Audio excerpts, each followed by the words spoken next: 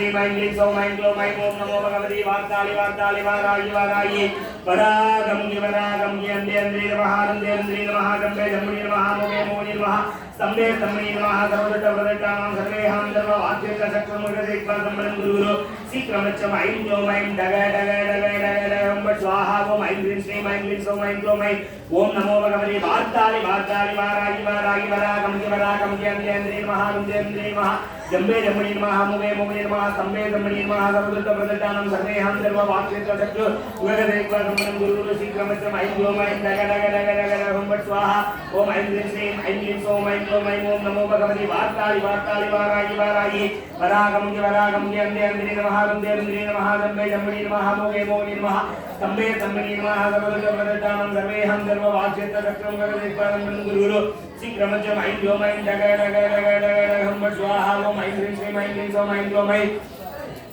ॐ नमो भगवते वार्तालि वार्तालि वारायि वारायि वरागं अन्धे अन्धे नमः अन्धे अन्धे नमः जम्बे जम्बुनि नमः मोगे मोनि नमः स्तम्भे स्तम्भनि नमः सर्वदत्तप्रदत्तानां सर्वेहां सर्ववाक्येकचक्रमुखदेक्पादम्बरं गुरुगुरु शीघ्रमच्चं ऐं क्लौं ऐं डग डग डग डग डग स्वाहा ॐ ऐं क्लीं श्रीं ऐं क्लीं सौं ऐं क्लौं ऐं ॐ नमो भगवते वार्तालि वार्तालि वारायि वारायि वरागं अन्धे अन्धे नमः अन्धे अन्धे नमः जम्बे जम्बुनि नमः मोगे मोनि नमः स्तम्भे स्तम्भनि नमः सर्वदत्तप्रदत्तानां सर्वेहां सर्ववाक्येकचक्रमुखदेक्पादम्बरं गुरुगुरु शीघ्रमच्चं ऐं क्लौं ऐं डग डग डग डग डग स्वाहा ॐ ऐं क्लीं श्रीं ऐं क्लीं सौं ऐं क्लौं ऐं ॐ नमो भगवते वार्तालि वार्तालि वाराहि वाराहि वरागमुखि अन्धे अन्धे नमः अन्धे अन्धे नमः जम्बे जम्बुनि नमः मोहे मोहिनी नमः स्तम्भे स्तम्भिनि नमः सर्वदत्तप्रदत्तानां सर्वेहां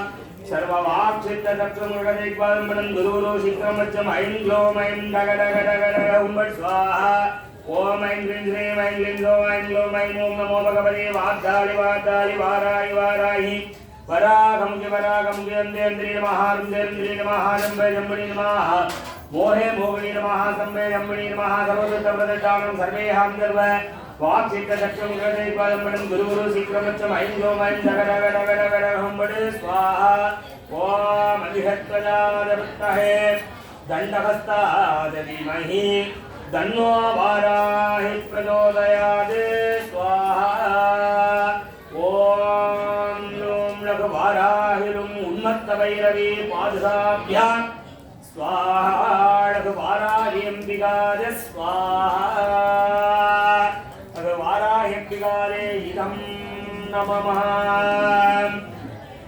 பேரன்பு சார்ந்த பக்தகோடி மெய்யன்பர்களே, இதுகாலம் எல்லாம் வல்ல வரம்பொருளாக வேண்டுவோருக்கு வேண்டும் வரமெல்லாம் தந்து கருணை கடலாக சகல புவனங்கள் எல்லாம் சிருஷ்டி படைத்து காத்து அழித்து மறைத்து அனுக்கிரகம் என்று சொல்லக்கூடிய அருளாட்சி செய்யக்கூடிய அம்பிகையினுடைய திருவருளாலும் குருவருளாலும் நம்மளுடைய ஆலயத்திலே மாதாந்தோறும் சுக்லபக்ஷம் என்று சொல்லக்கூடிய வளர்பிறை பஞ்சமி தேதியிலும் கிருஷ்ணபக்ஷம் என்று சொல்லக்கூடிய தேய்பிறை பஞ்சமி நன்னாளிலும் பஞ்சமி தேவி தண்டநாதா சமய சங்கேதா சங்கேதா சமயேஸ்வரி என்று பல்வேறு நாமங்களே அழைக்கக்கூடிய அம்பிகையினுடைய வாராகி அம்பிகையினுடைய ஹோமங்களானது பஞ்சமி தேவியினுடைய ஹோமங்களானது மாதாந்தோறும் நடந்து கொண்டிருக்கிறது. எல்லா வல்ல வரம்பொருளாக விளங்கக்கூடிய அம்பிகையினுடைய திருவருளும் குருவருளும் அனைவருக்கும் அருளாட்சிய கொடுத்த வண்ணம் அம்பிகையினுடைய திருவருள் பரிபூரணமாக அனைவருக்கும் கிடைக்கும் பொருட்டு மாதாந்தோறும் இந்த ஹோமங்களானது மிக சிறப்பான முறையிலே அம்பிகையினுடைய திருவருளால் நடந்து கொண்டிருக்கிறது. எல்லாருக்கும் எல்லாவற்றிலும் ஒரு சில பிரச்சனைகளானது எல்லாருக்குமே இருக்கும். இந்த பிரச்சனைகள்லாம் எதற்கு வருது அப்படின்னு பார்த்தோம்னா, இப்ப செய்த வினைகள் கிடையாது, பூர்வ ஜென்மங்களில் செய்த கர்ம காரியங்கள். நம்ம பல்விதமான காரியங்களானது செஞ்சிருப்போம். அந்த கர்ம பலனுக்கு இப்பிறவியில நம்ம அனுபவிக்கிறோம், அவ்வளவுதான். அதனால என் செயல் ஆவது இனி ஒன்றும் இல்லை தெய்வமே உன் செயலே என்று உணரப்பெற்றேன் அப்படின்ட்டு பாடல்கள் எல்லாம் தேவார திருவாசகங்கள்ல இந்த மாதிரியான வார்த்தைகள்லாம் சொல்லப்படுது. உன் செயலே என்று உணரப்பெற்றேன். என்னைக்கு இது என்னுடைய செயல் இல்லை, அம்பிகையினுடைய திருவருள், குருவினுடைய திருவருள், இறைவனுடைய திருவருள் நம்ம என்னைக்கு நினைக்கிறோமோ அன்னைக்கே நம்மளுடைய பாவங்களானது குறைந்து கொண்டே வரும் அப்படின்னு சாஸ்திரங்கள் சொல்லப்படுது. எல்லாருக்கும் எல்லாவற்றிலும் ஒரு சில பிரச்சனைகளானது இருக்கு. சில பேருக்கு குழந்தை வாக்கியம் தடையாக இருக்கிறது, திருமணம் தடையாக இருக்கிறது, திருமணம் செய்த பின்னாடி ஏற்படக்கூடிய பிரச்சனைகள், கணவன் மனைவி அந்யோன்யம் இல்லாமல் இருக்கிறது, பூர்வீக சொத்துக்கள்ல பிரச்சனை இருக்கிறது, சொந்த வீடுகள் கட்ட முடியலை, சொந்த இட பிரச்சனை, வழக்கு, பில்லி சூனியம் ஏவல் என்று சொல்லக்கூடிய பல்வேறு பிரச்சனைகளானது இருக்கு. இதெல்லாம் இப்போ வந்ததா அப்படின்னா இது இப்போ வந்தது கிடையாது. நம்மளுடைய பூர்வ ஜென்மத்தில் ஏற்பட்ட பாவ புண்ணியங்களுடைய கணக்கினுடைய அடிப்படையில் இதை நம்ம அனுபவிச்சு ஆகணும். அப்ப அம்பாள் அனுகிரகம் செய்ய மாட்டாளா? கண்டிப்பா செய்வார். யாரெல்லாம் அம்பிகையை சரணாகதி அடைகிறார்களோ, அம்பிகையை மனதார என்ன பண்ணணும்? சரணாகதி அடையணும், சரணம் அடையணும். எங்க சரணடையலாம்? காலில் விழுந்துடணும். அதனாலதான் அம்பாள்கிட்ட வேண்டவே வேண்டாம். அம்பாளுக்கு தெரியும் எல்லாமே. வேண்டத்தக்கது அறிவோயினி, வேண்ட முழுதும் தருவோயினி, வேண்டும் அயன்மாட்கு அறியோயினி, வேண்டியலை வழிகொண்டாய், வேண்டி நீ யாக அருள் செய்தால் யானும் அதுவே வேண்டி நல்லால், வேண்டும் பரிசு ஒன்று உண்டியலில் அதுவும் உந்தன் இருக்கின்றேன். ஆனா சுவாமிக்கு தெரியும் நம்ம எதற்காக வந்திருக்கோம், என்ன விஷயத்துக்காக வந்திருக்கோன்றது சுவாமிக்கு தெரியும். சுவாமி பார்த்தாலே கண்டுபிடிச்சிருக்கோம். எனக்கு தெரியும் நீ எதுக்கு வந்திருக்கேன்றது சுவாமிக்கு நல்லா தெரியும். இருந்தாலும் மனித பிறவி, மானுட பிறவி நம்ம எடுத்துட்டோம். நம்ம அம்பாள்கிட்ட கேட்கணும். கேட்டாதான் கிடைக்கும். அழுத பிள்ளைக்கு தான் பாலுன்னு சொல்லுவாள். அதனால நம்ம அம்பாள்கிட்ட கேட்டோம் அப்படின்னா அம்பாள் அனுகிரகம் செய்வாள். பொருள் வேணுமா பொருள், அருள் வேணுமா அருள். ரெண்டுல என்ன எல்லாருமே என்ன கேட்பாங்க? அப்போ இப்போ வரைக்கும் பிரச்சனை எனக்கு பொருள் தான்ப்பா, எக்கனாமிக் ப்ராப்ளத்தை எனக்கு தீர்த்து கொடுத்துருப்பா அப்படின்னு. அப்போ பொருள் கொடுத்துருவா அம்பாள். ஆனால் அம்பாளுடைய அனுகிரகம் குறைவாக இருக்கும். அப்போ அம்பாள்கிட்ட அருளை கேட்டோம், அனுகிரகம் அம்பாள் பண்ணிட்டாலே பொருள் தானாவில் வந்துடும். ஆனால் ஒரு வார்த்தைகள் சொல்வார், அருளா இருக்கு அவ்வுலகம் இல்லை, பொருளா இருக்கு இவ்வுலகம் இல்லை. அதனால நமக்கு எந்த ஒரு விஷயம் பண்ணாலும் நமக்கு என்ன வேணும்? பணம்ன்றது, ஒரு தனம் தானியம்ன்றது கண்டிப்பாக வேணும். அப்படிப்பட்ட இந்த தனம் தானியங்கள் எல்லாம் தரவல்ல தெய்வம் சப்த மாதா அப்படின்னு சொல்லக்கூடிய பிராமி, வைஷ்ணவி, மாகேஸ்வரி, கௌமாரி, வாராகி, இந்திராணி, சாமுண்டின்னு சொல்லக்கூடிய 7 மாதாக்கள் 5வது தேவியாக வாராகி அம்பிகை இருக்கா. கன்னிமார்னு சொல்லுவாங்க. அப்படிப்பட்ட 5வது தேவியாக வாராகி அம்பிகா இருக்கா. அப்ப இந்த அம்பாள் ரொம்ப கொடுமையான தெய்வமா, அடிச்சு போடுமோ அப்படின்னா நிறைய பேருக்கு பயம் இருக்கும். ஐயோ பன்றியோட முகம் இருக்கு, அடிச்சு போடும் இந்த சாமி அப்படின்னு. கருணை உள்ளம் கொண்ட அம்பாள் வாராகி. வாராகின்ற நாமத்தை 6 மணிக்கு மேல சொன்னோம். வாராகின்னு சொன்னா போதும், மந்திரங்கள்லாம் எதுவுமே தேவையில்லை. 12 நாமங்கள் அம்பாளுக்கு சொல்லப்படுது. பஞ்சமி, கண்டநாதா, சங்கேதா, சமயேஸ்வரி, சமய சங்கேதா, வார்தாளி, வாராகி, சிவா, ஆக்ஞா சக்கரேஸ்வரி, அர்கினி அப்படின்னு சொல்லக்கூடிய 12 நாமங்கள். துவாதச நாமம்னு பேர் அம்பாளுக்கு. இந்த 12 நாமத்தை சொன்னோம்னாலே போதும். அம்பாள் வாராகின்னு சொன்னாலே போதும். அப்பா எனக்கு சொல்ல கூட டைம் இல்லைப்பா, கேட்டா போதும், எல்லாருக்கும் எல்லா விதமான புண்ணியங்களும் கிடைக்கும். இப்ப நமக்குலாம் இவ்வளவு வகையான கஷ்டங்கள் எதனால ஏற்படுது அப்படின்னா பலவிதமான சாபங்கள், அட்ட கர்மம்னு பேர். இது எல்லா மதங்கள்லையும் எல்லாராலையும் நடந்துகிட்டே இருக்கக்கூடியது. யாராலும் யார் செய்யறா யார் பண்றாங்கன்னு தெரியாது. கேட்டா சூனியம் வச்சுட்டாங்க, அங்க எடுத்தேன் இங்க எடுத்தேன்னு சொல்றாங்க. அப்ப இதுக்கெல்லாம் என்ன காரணம்? அஷ்ட கர்மான்னு பேரு. 8 விதமான கர்மம் இருக்கு. வசியம், ஒருத்தங்களை ஈஸியா வசியம் பண்றது, வசியம் பண்றது. அடுத்து மோகனம், அவங்கள மயங்க வைக்கிறது, மோகனம். ஸ்தம்பனம், உச்சாடனம், ஆகர்ஷணம், வித்வேடனம் அப்படின்னு 8 விதமான இதை சொல்றாங்க. ஸ்தம்பிக்கிறது, ஸ்தம்பனம் பண்றது, கடைசியில தான் அதுல மாறணும். மாறணுன்றது ஆளையும் முடிக்கிறது. இந்த மாதிரி 8 கர்மாக்கள் இருக்கு. இந்த 8 கர்மாவுக்கு 8 விதமான மூலிகைகள் சித்தர்கள்லாம் சொல்லியிருக்காங்க. ஒருத்தவங்க வசியம் பண்ணணுமா, சம்பளம் பண்ணணுமா, மோகனம் பண்ணணுமா, நல்ல விஷயங்களுக்கு பயன்படுத்தலாம். கெட்டதுக்கு பயன்படுத்தணும்னா அது மீண்டும் நம்மளை பாதிக்கும். அப்ப இந்த ஸ்தம்பனம், உச்சாரணம், ஆகர்ஷணம், மாரணம், மோகனம், வித்தேடனம் என்று சொல்லக்கூடிய இந்த 8 கர்மாக்களும் நமக்கு எப்போ வேலை செய்யும் அப்படின்னா கிரக நிலைகள் சரியில்லாத போது. அப்போ கிரக நிலை எப்போ சரியில்லாமல் போகும், நம்மளுடைய ஜாதகத்தில் பார்த்தோம்னா லக்னத்திலிருந்து பார்த்தோம்னா 5ஆம் இடம் சரியில்லை, 9ஆம் இடம் சரியில்லை, இதெல்லாம் பிரச்சனையாகவே இருக்குது அப்படின்னு சொல்லிடுவாங்க. அப்போ இதுக்கெல்லாம் என்ன காரணமாக இருக்குது அப்படின்னா 13 விதமான சாபங்கள் சொல்லப்படுது. இதெல்லாம் நம்ம அன்றாட வாழ்க்கையில் நம்ம பயன்படுத்திக்கிட்டே இருக்கோம். தெரிஞ்சும் தெரியாமலேயும் இந்த மாதிரியான விஷயங்களை பயன்படுத்திக்கிட்டே இருக்கும். அந்த வகையில் முதல் சாபம் பெண் சாபம். மொத்தம் 13 விதமான சாபங்கள் உண்டு. அதில் பெண் சாபம் மிக கொடுமையானதுன்னு சொல்கிறாங்க.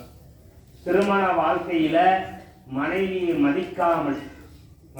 மதிக்காம அவதூறு வார்த்தைகளால் பேசுதல், அவதூறான வார்த்தைகள் அப்படி பேசப்படும் பொழுது அது பெண் சாபம் ஏற்படுமா. இந்த சாபமும் நமக்கு பின்தொடரும், பரம்பரையாக வரும்.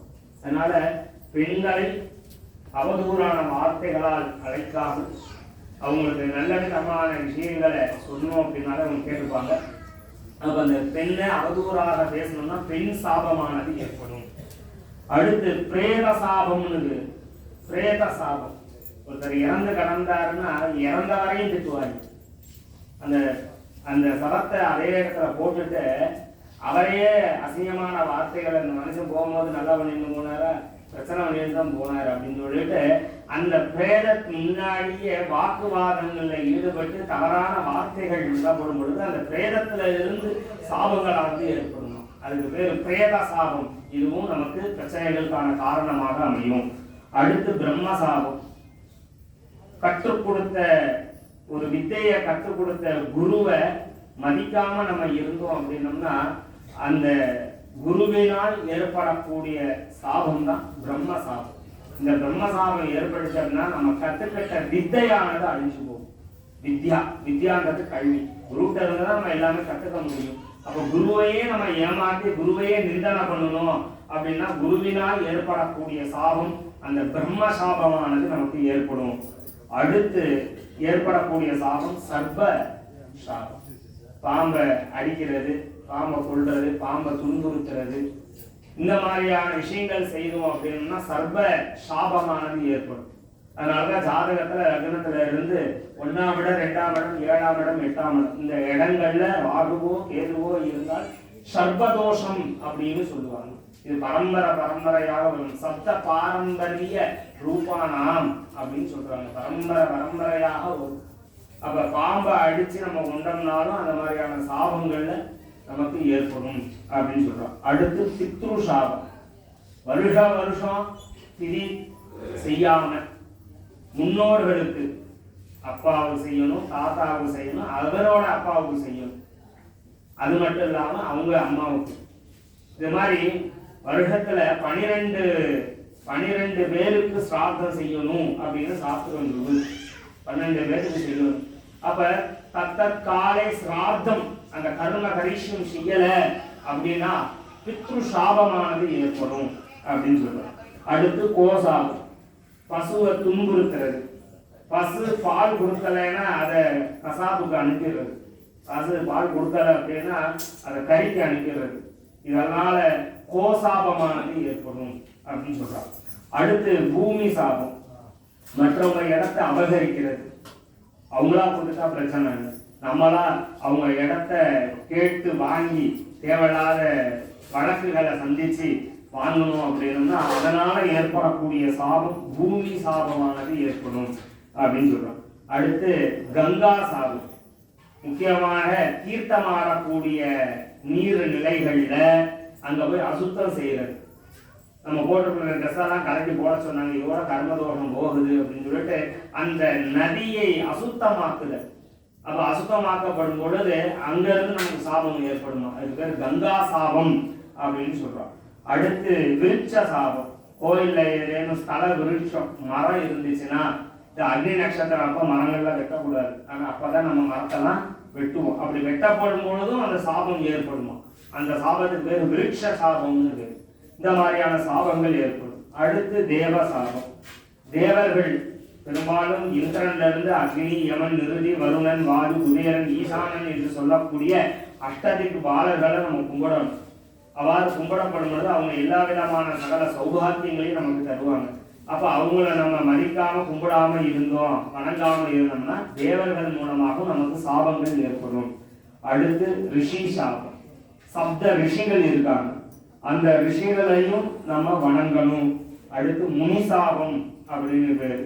பெரும்பாலும் நம்மளுடைய கிராமங்கள்ல இருக்கக்கூடிய கிராம தேவதைகளை கும்பிடாம இருக்கிறது, குலதெய்வத்தை கும்பிடாம இருக்கிறது, இந்த மாதிரி கும்பிடாம இருந்தோம் அப்படின்னோம்னா நமக்கு அந்த முனி சாபமானது ஏற்படும். இந்த மாதிரியான 13 விதமான சாபங்களானது ஏற்படும். அப்ப நான் நல்லா சாமி கும்பிடுறேன், எனக்கு எல்லா விதமான, நான் விழுந்து விழுந்து ஒரு நாளைக்கு 3 தடவை கும்பிடுறேன், மூல மந்திரம் ஜெபிக்கிறேன், காயத்ரி மந்திரம் ஜெபிக்கிறேன், எல்லாம் செய்தாலும் மன அளவுல அறிந்தும் அறியாமலோ ஏதோ நிறைய தவறுகள் நம்ம செஞ்சிருப்போம். அப்படிப்பட்ட தவறுகளெல்லாம் மன்னிச்சு அருள் வேண்டக்கூடிய கால சூழ்நிலையே இப்ப நமக்கு இருக்கும். அதனால அம்பாளை மனசார நாங்க எந்தவித தவறுகள் செய்திருந்தாலும், குற்றங்கள் செய்திருந்தாலும் எல்லா குற்றங்களையும் பொறுத்து எங்களுக்கு நல்ல அருள் புரியணும்னு சொல்லிட்டு அம்பாட்ட வைக்க கண்டிப்பா அனுகிரகம் செய்வோம்.